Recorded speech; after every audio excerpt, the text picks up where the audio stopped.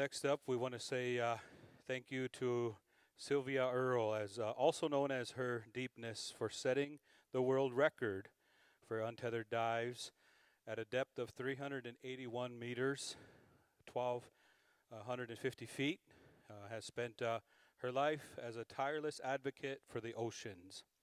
As a founder of Mission Blue in 2009, she has spent much of the last decade pursuing hope spots, special places that are scientifically identified as critical to the health of the ocean.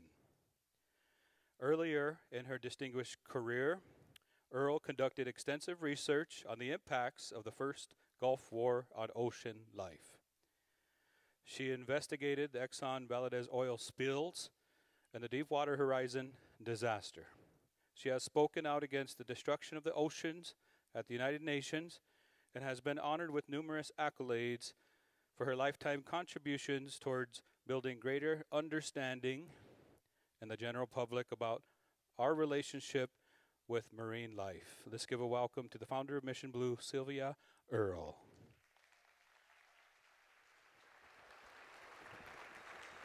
Thank you.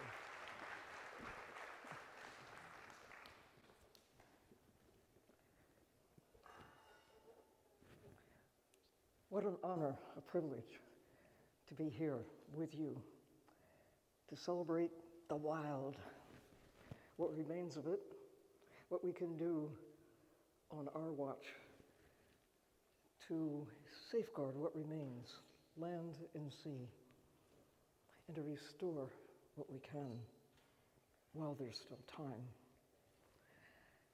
I've given a lot of thought, as I'm sure you have as well, to where we are at this point in time, with some people dreaming of leaving our home planet and taking off into the worlds beyond, setting up housekeeping on Mars. What do you think? You ready to go? Think about it. A lot of effort is going into trying to make Mars more like Earth, terraforming Mars. Meanwhile, we're doing a pretty good job in the last few hundred years of Marsiforming Earth, turning the blue planet to be more like the red one. But now we know, in a way, we are the luckiest generation ever to come onto the Earth. 21st century human beings at whatever age you happen to be, because of what we now know that our predecessors could not know.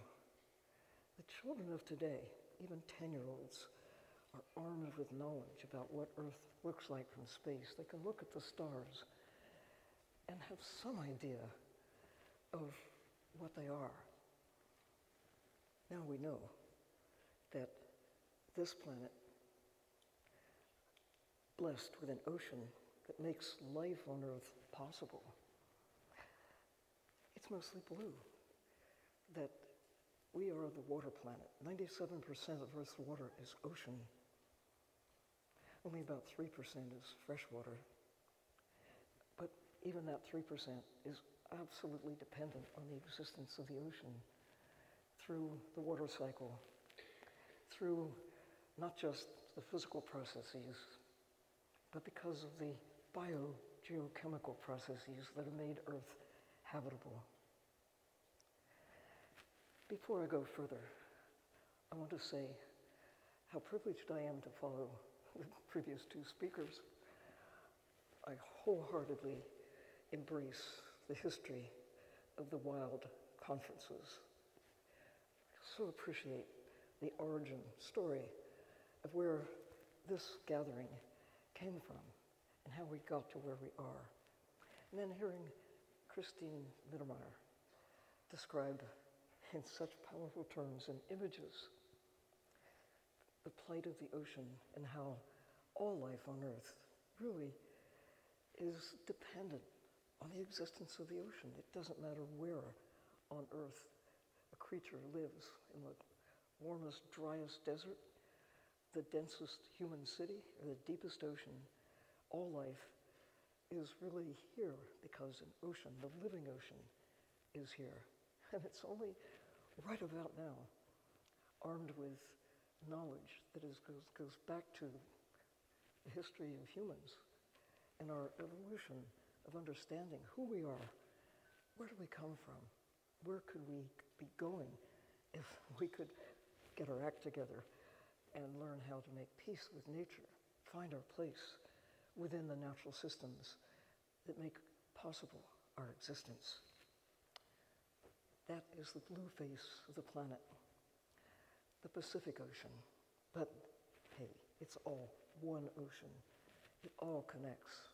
We're just looking at the deepest, widest, oldest part of the planet. I just came from there. I just came directly from a conference of the Pacific Island people, Pacific Island nations in Tonga, meeting to discuss the future of the Pacific and of the cultures that are deeply embedded in the nature of the Pacific Ocean. And I come as a voice for the places in the ocean that have been identified by the organization Mission Blue, by communities, champions around the world, associated with more than 200 other partners, to celebrate the possibility of safeguarding the ocean everywhere. About 160 places have been defined as hope spots, nominated by people who are willing to commit to going from wherever they are, wherever the ocean is, in good condition. Let's try to do everything we can to keep it that way and to restore what we can to a better state. People such as the one you just heard about, the coral gardener, restoring what can be restored, and otherwise to look at the ocean wilderness, especially now the deep sea in the crosshairs of unprecedented exploitation. Hope spots, complementing other efforts that are around the world, organizations, National Geographic, Pristine Seas, World Wildlife Fund, Nature Conservancy, conservation organizations through IUCN, trying to find a way to safeguard what remains of the wild and restore what we can while there is still time. So, look at this, how we humans have claimed the ocean, bordering the land out 200 miles, leaving about half of the world in that area known as the high seas beyond national jurisdiction. But right now, on our watch, the possibility, as Christine Lidmeyer pointed out, to ratify a treaty that is signed already by most nations but must be ratified to go into effect to safeguard the blue face of the planet in the ocean around the world. Best chance we have ever had to move from this habit that we have of consuming nature to hit the pause button and deliberately safeguard at least 30% of the land and 30% of the sea within the next 6 years. Good luck. Only about 15% of the land is highly or fully protected, and only about 3% of the ocean. But it is possible if we make it so. It's up to us, those of us on our watch. But we can't do it alone. It takes all of us working together. It's such a human idea to think that Earth is ours to carve up. The idea that we can establish, dominion over 200 miles out into the ocean. I wonder sometimes what the world would be like if the whales made the rules, if rhinos made the rules, if any other creature other than humans decided them. What's the future going to be? But the fact is, we are one species now with the power to alter the nature of nature, either to keep it going into a state of decline or, lucky us, never before has there been a better time than right now to change this trajectory, to move in a positive direction. So Mission Blue, with the Hope Spot Initiative, working with other organizations, but very specifically taking on the next few years in connection with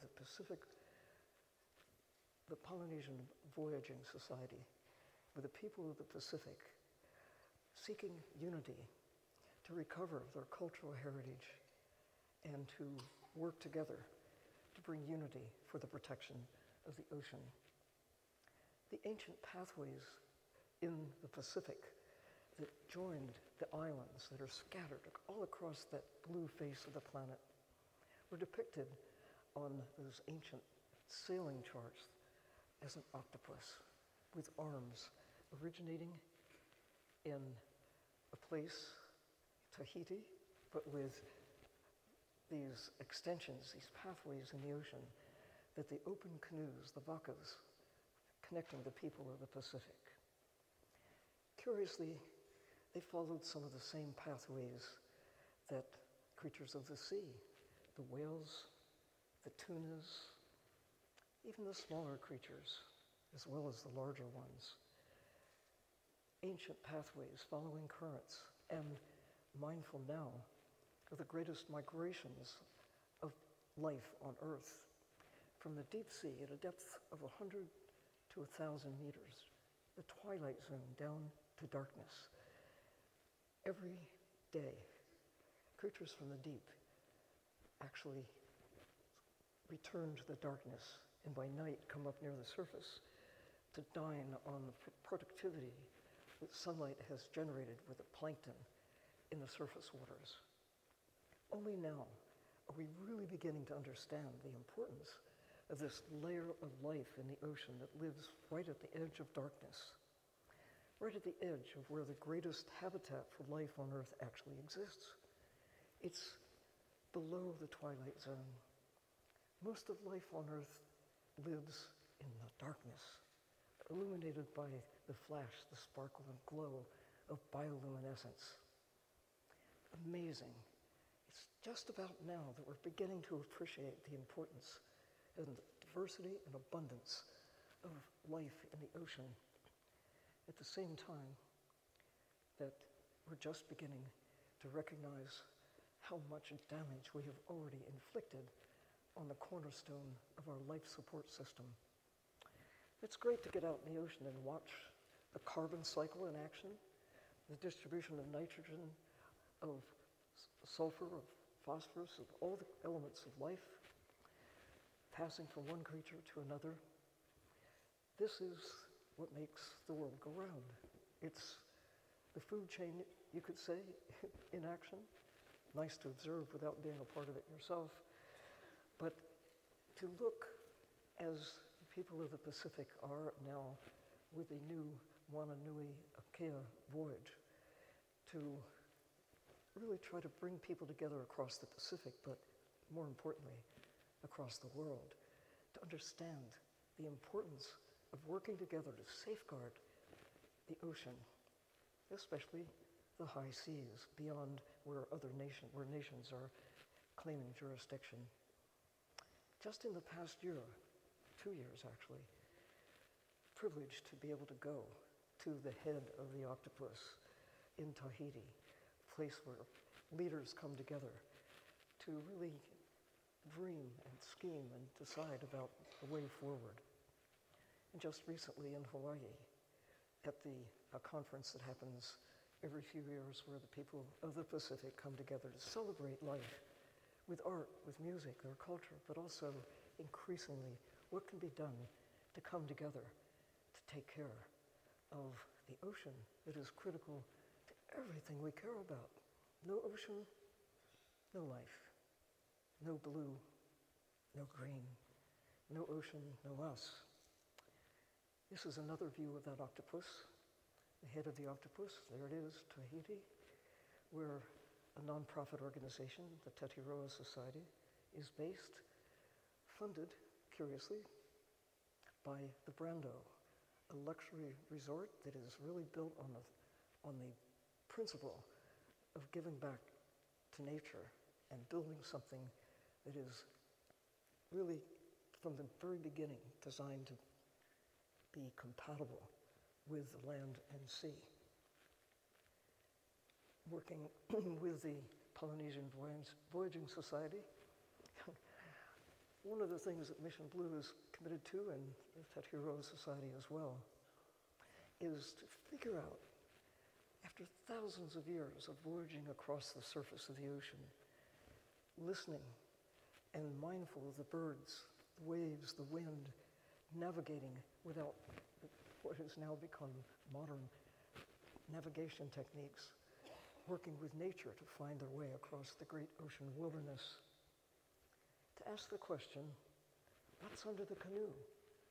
What's down there that until right about now, mostly the latter part of the 20th century, now into the 21st, to be able to access the deep sea, to know who lives there. In the past, we've been able to get to see these creatures by dragging a net, by lowering hooks, by pulling things out of the ocean, but to be in the ocean, to get to see these creatures on their own terms. Only right about now, and the latter part of the 20th century, have we been able to take ourselves as divers, as explorers, sometimes using instruments, cameras, vehicles that operated on cables into the sea, but to actually go there.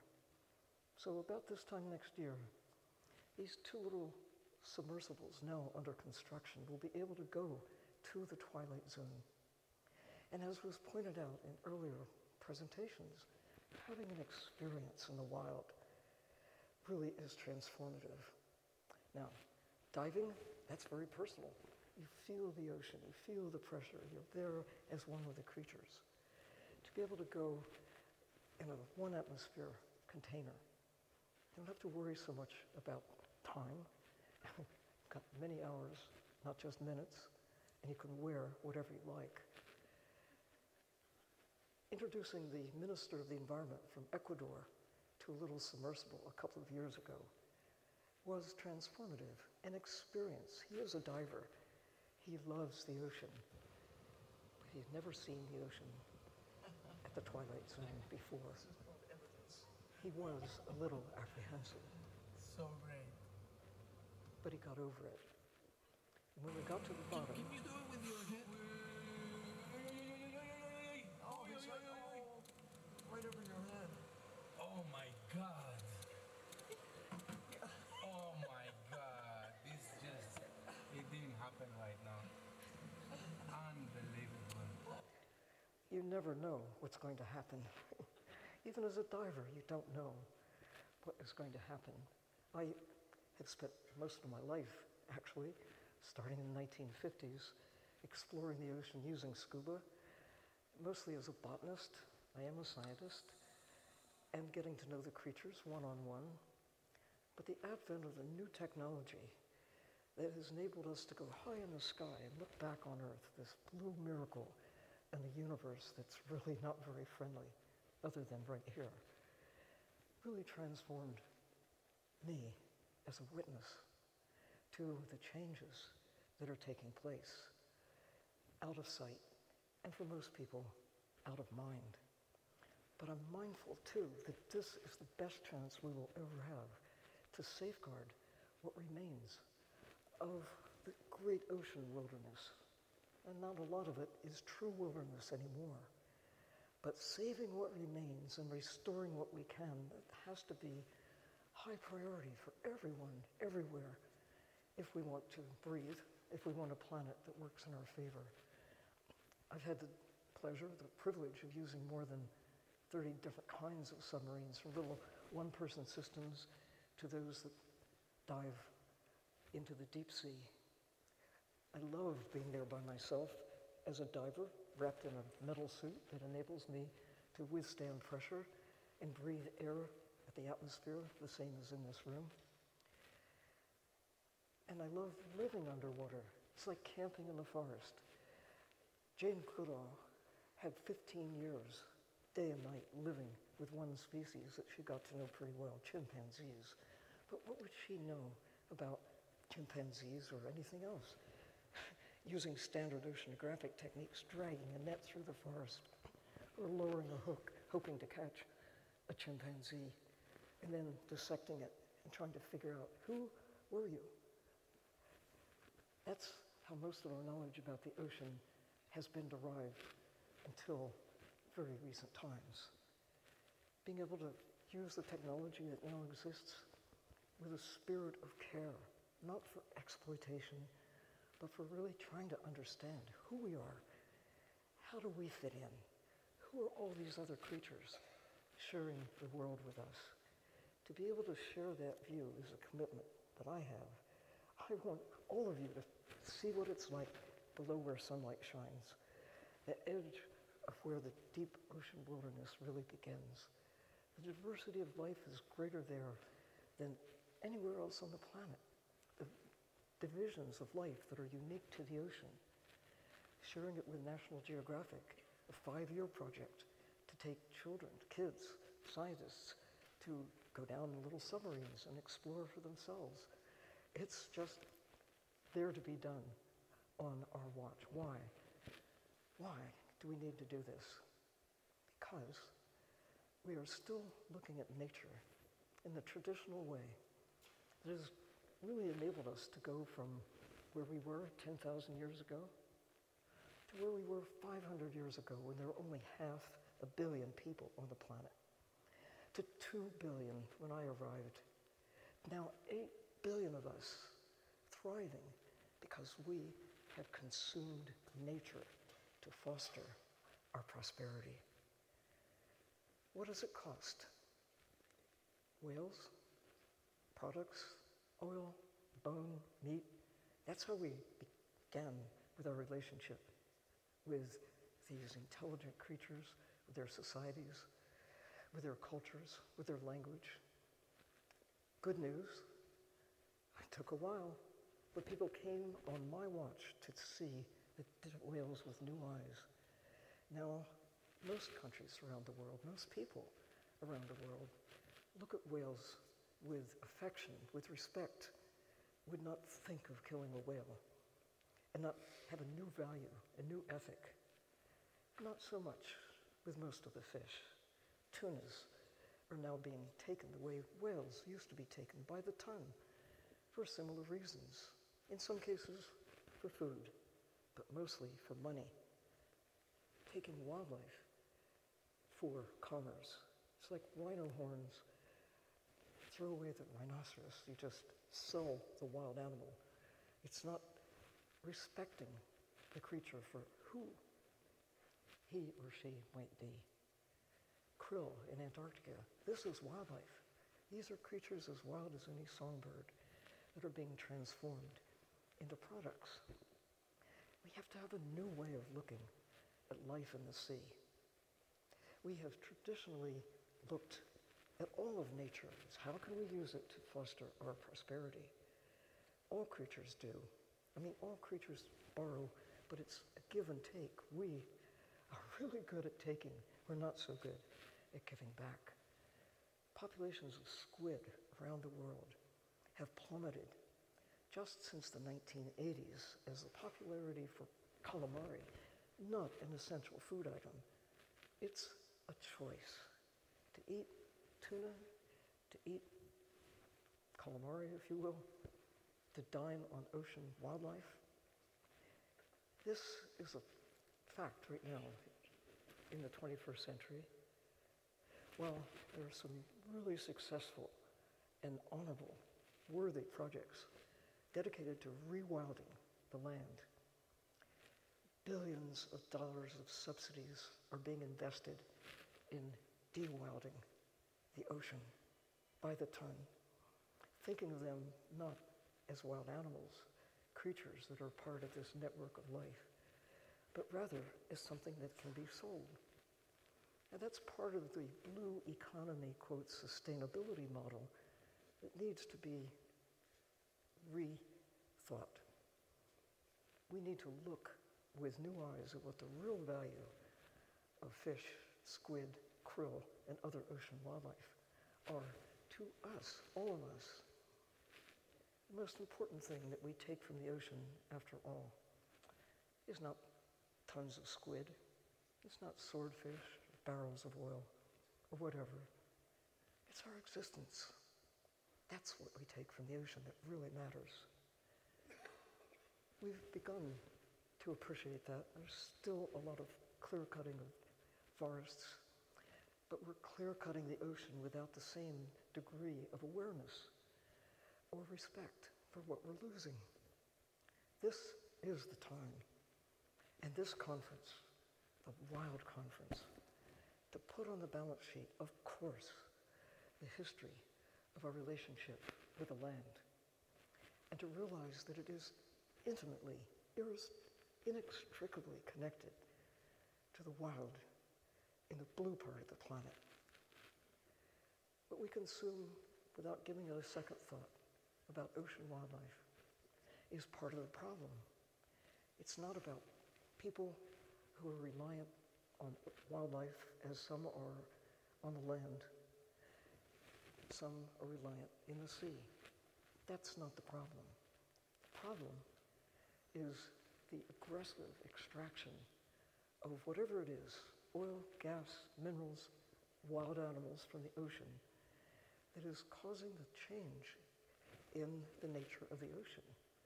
This is a climate issue. This is a planetary chemistry issue. This is a biodiversity issue. It's an issue about security, about the economy, about our existence. Deep sea mining right now is on the balance sheet. Are we really going to do this?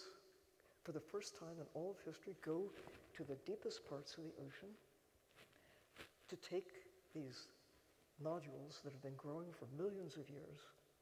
They're not dead rocks, they're living creations about a form, a biological process around a shark's tooth or an ear bone of a whale, something organic. And with so much we don't know about them, it's a library waiting to be read or simply consumed for short-term gain by a few countries, a few companies that take from all of us really forever. There is no going back once the mining begins, because it takes millions of years to assemble these communities of life. We don't have millions of years to wait for restoration, if it ever could happen again. The diversity and abundance of life there again, think about the consequences, are lost forever. Or we have the choice. This is not the only factor, what we're taking out of the ocean. Of course, it's what we're putting into the ocean. And here's the thing. The great majority of the stuff that winds up as trash on our beaches, the plastic debris, comes from commercial fishing and now commercial offshore aquaculture. I mean, we just have to think, what are we eating? We're eating ourselves into extinction. I work closely with this scientist who has come up with, along with a team of scientists, looking at the boundaries within which we safely live on this planet. What makes Earth habitable? What are the levels of oxygen, of carbon dioxide, of water, of the diversity of life? What are these major themes that we can look at and say, this is what keeps us safe. This is what sets us apart from Mars or Jupiter or any other place in the universe. This is the living planet, and we are disrupting it through our actions. These planetary boundaries that we are already exceeding one way or another. There is time, but there's not a lot, to change this trajectory of tipping in the wrong direction. We have the capacity to tip in the right direction based on the decisions we make right now. I used to say, I think going back to 1990, when I was a chief scientist at NOAA in the United States here, looking at the climate, looking at life in the ocean, I said, the next 10 years, this is 1990, next 10 years will be the most important In the next 10,000 years, the decisions we make will make all the difference about how Earth will be based on our behavior. I think I was right. By 2000, we had made decisions that have kept this trajectory going like this, for the most part. Some decisions are moving in the right direction. Okay, 2010, I said the same thing, and now I'm saying it again. Only there's a new target. The next 6 years, 2030, we have some mechanisms in place. We should really be encouraged to think we've got a chance. Nations are coming together. The people of the world are really acknowledging we have problems. When I was a child, the idea that humans could affect the climate, weather, the diversity of life seemed preposterous. But the kids of today are growing up knowing that these are issues. Some kids become presidents. They have power to make decisions. And it's really important that we work at the highest levels possible to get to those decision makers. Irrespective of politics, we all breathe the same air. We all are at home on the same planet. Whether it's Tommy Romingasel in Palau or the president of French Polynesia, whom I met with just a few days ago, encouraging his commitment to becoming a signatory, to ratify this high seas treaty that is right within our grasp. We need, as Nainoa Thompson, who leads the Moana Nui Okea voyage, based in Hawaii, his heritage is Polynesian Hawaiian. We need a new ethic. We need to have values that really respect one another across the globe as humans. But we need to respect the rest of life as well. For values that transcend commerce, transcend whatever we have thought nature is good for, natural resources, to foster our prosperity. We have to give back. We have a chance, the best chance we will ever have in all of history, to see that this time, this is the turning point. A choice. Which way are we going to go? I love to think about creatures, meeting them in the sea as allies, not as adversaries. This is the moment, as never before, maybe as never again, when we can treat nature, treat the wild, land and sea, as if our lives depend on it, because they do. Thank you.